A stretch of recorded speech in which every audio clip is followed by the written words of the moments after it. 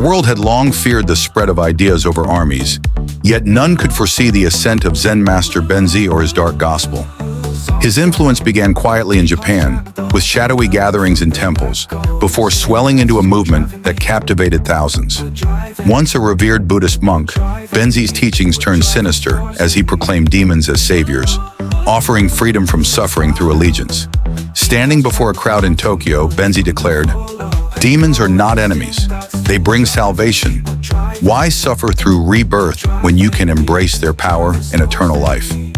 His red-tinged eyes entranced listeners, who hung on his every word with devotion. His doctrine rejected traditional Buddhism, promising liberation through dark forces. From Japan, his message spread like wildfire across Asia, Korea, Thailand, Malaysia, and Singapore, where temples transformed into hubs of his new faith. Followers, once peaceful monks or devoted Buddhists, embraced his teachings, conducting secret rituals and adorning altars with demon symbols. Governments, constrained by laws protecting religious freedom, could do little to halt the phenomenon. As Benzi traveled tirelessly, addressing ever larger crowds, his influence deepened. "The demons are your saviors," he preached to stadiums filled with enraptured believers. The movement's momentum seemed unstoppable, its darkness spreading unchecked. Zen Master Benzi stood before a massive crowd, his black and crimson robes billowing like the wings of a predator. His voice, amplified and commanding, echoed through the space as he declared, "We are the chosen ones. The demons offer us salvation, power, and freedom." The crowd, illuminated by torchlight, roared their approval, captivated by his promises of liberation from morality and guilt. Benzi derided Buddhist teachings, rejecting self-denial in favor of desire, which he claimed made humans truly alive. His whispers of eternal pleasure without judgment seduced his followers, who chanted his name fervently, their spirits consumed by the darkness emanating from his words. Yet not all succumbed. In Bangkok, Phra Jiran, a steadfast monk, led a small group resisting Benzi's influence, vowing to preserve true Buddhist teachings despite overwhelming odds. In Malaysia, Amina, a young woman, resisted Benzi's allure, sensing the malevolence behind his promises, even as her friends embraced his faith and transformed into something cruel and unnatural. Across Asia, Benzi's doctrine spread unchecked. Governments, bound by laws protecting religion, were powerless. As more people succumbed, the demon's grip tightened, while Benzi stood at the epicenter, a harbinger of a world ruled by darkness. Father Turin, once a beacon of piety, had been consumed by dark forces, transforming him into a messenger of infernism. In a New York City church, he stood at the pulpit, draped in crimson robes and clutching an ancient, malevolent tome. His voice, soft yet menacing, resonated through the cathedral as he declared, "God has forsaken you. Your prayers go unheard, and heaven is a lie." His words enthralled the congregation, casting doubt even among the devout. "The demons do not wish to harm you," he proclaimed. "They offer freedom, freedom from judgment, guilt, and suffering." His gaze, dark and consuming, held the crowd captive as he preached the virtues of infernism: power, indulgence, and liberation from divine constraints. Matthew, a longtime parishioner, resisted. "This is wrong," he shouted, his voice breaking the eerie silence. Turin sneered, dismissing him with a chilling reply. "You still cling to the old ways, to suffering. But those who follow infernism know true freedom."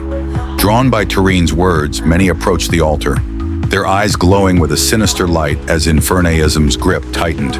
Despite his defiance, Matthew watched in growing despair as his faith community succumbed to the darkness. Father Turin, once a devoted servant of God, became the architect of infernism, a dark faith rooted in chaos and power. His transformation began quietly, spreading like a storm over the spiritual world. From cathedrals in New York to basilicas in Europe, Turin preached a doctrine that rejected salvation and morality, offering freedom and power through darkness instead. "Infernism," he declared, "is the truth you've always feared. God offers false hope, but true power lies in embracing your darkness. Follow me, and I will show you immortality." His voice carried an unsettling allure, bypassing reason and preying on doubts. In New York, congregants sat frozen, torn between horror and fascination. For every person who clutched their rosary, two more leaned into Turin's promises of liberation from guilt and divine judgment. His journey extended to Montreal, Lourdes, and even St. Peter's Basilica in Italy. At each stop, Turin dismantled faith with chilling precision. God has forsaken you, he proclaimed. Your suffering is meaningless, but in pain, there is power. Join me and harness it. His words stirred primal hunger, planting seeds of doubt and darkness among the faithful. With each city he visited, Infernism grew, its shadow stretching over the world. Father Turin's influence spread across Spain, reaching the cathedrals of Seville and Barcelona. His followers, eyes glowing red with demonic energy, preached Infernism with fervor, converting friends and strangers alike. Resistance arose in England, where religious leaders denounced him as a heretic, yet the allure of power drowned out their warnings. Turin's message resonated with the masses, offering freedom from morality and salvation through darkness. Everywhere he went, Turin left behind legions of the damned. His followers, once ordinary people, whispered prayers in ancient, forgotten tongues, their hearts consumed by darkness. Reality itself seemed to shift around them, bending to their will. Governments were powerless. Laws protecting freedom of religion left nations helpless as the tide of Infernism rose unchecked. Whispers grew that Turin was no longer human. Some claimed the dark energy he commanded had transformed him into a monstrous being, his glowing red eyes and malevolent voice reflecting the demonic forces within. Unperturbed, Turin pressed forward, determined to extinguish all resistance. In Berlin, addressing thousands of followers with glowing eyes like his own, he proclaimed, "The old gods are fading. We will rise as gods, ruling a new world of fire and shadow." The crowd erupted in fervent approval, as Turin's vision of a remade world drew ever closer to reality. The wind had whispered ominously, carrying distant thunder as Ira stared at the gathering storm on the horizon. Shadows twisted in the dim room as dread consumed him, deep and unshakable. News of Father Turin and Zen Master Benzi's sermons had reached him through fearful whispers, their followers exuding a dark energy that Ira recognized. He knew it was Bray. The ancient malevolence pulsing through their words was unmistakable, unraveling the fabric of reality into chaos and shadow. Ira, burdened by Marduk's purpose, reflected on his resurrection. Brought back to combat Bray's growing influence, he questioned his ability to confront an evil so vast. The spreading sermons acted as signals for Bray's army of the corrupted, whose presence pressed coldly against the world, suffocating it in shadow. Vanessa, pale and worried, confirmed his fears. "Ira, it's getting worse. People are losing their minds, attacking each other. There's a darkness in their eyes, like they're not themselves anymore," she said, her voice trembling. As Ira stood amidst the weight of despair, memories of battles past surfaced. But this war was different, a war for souls against Bray's plague of corruption.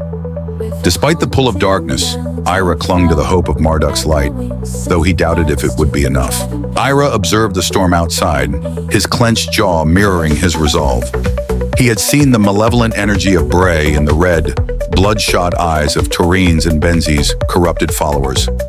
The darkness was spreading faster than he had anticipated, seemingly unstoppable. Vanessa, trembling, stepped closer and asked, "What are we going to do? How can we fight something like this?" Ira's grim reply reflected his uncertainty, but also his purpose. "I don't know how," he admitted, "but we will find a way. I believe in Marduk's will. This is why I'm here." Vanessa found strength in his quiet determination. As the storm intensified, Ira strategized. Bray's influence is growing through Turin and Benzi.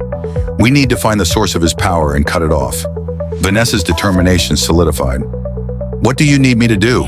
she asked. Ira softened briefly. "Stay close, Vanessa. Whatever happens, we face this together." She smiled faintly. "Always." With the storm raging, Ira felt a calm certainty. Despite the enormity of their task and Bray's growing army, he trusted Marduk's light. As rain lashed the windows, Ira prepared to confront Bray, determined to stop him, even at the ultimate cost.